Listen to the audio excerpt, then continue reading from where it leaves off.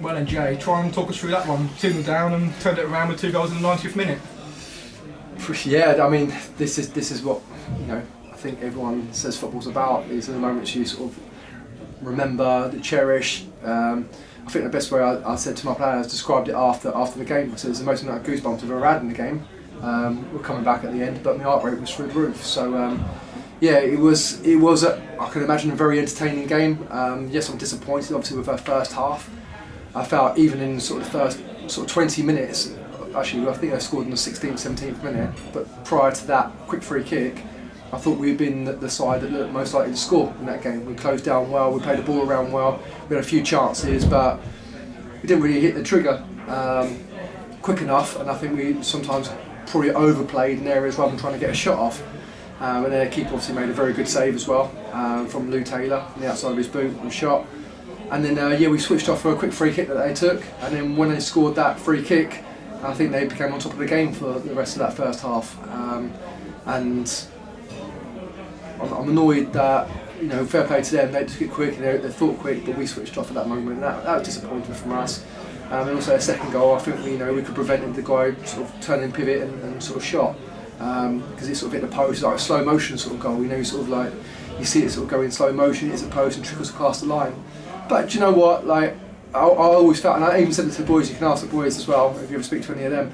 Is that half time I felt that we were still good enough to get ourselves back into the game and get something out of the game.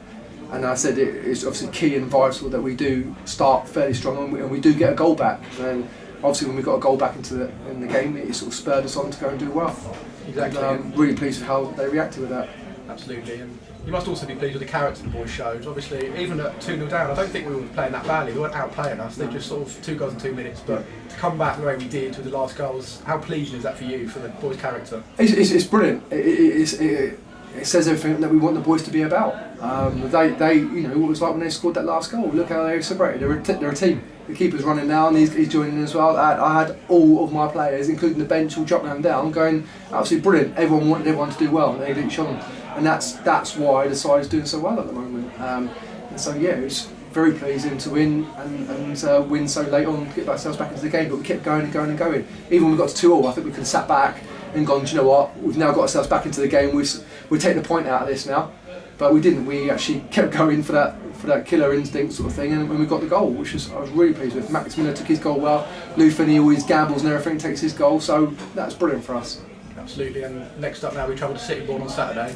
Before that, how happy are you that we've got a couple of training sessions hopefully coming up? Because I know the training's been a bit disrupted over the Christmas break. It always is over the Christmas period, and also I think sometimes we cancelled a training session because we didn't want the boys to have the COVID virus before Christmas with their families. We want them to enjoy it, and that's important that they enjoy that time with their families because they don't often get to enjoy it like that.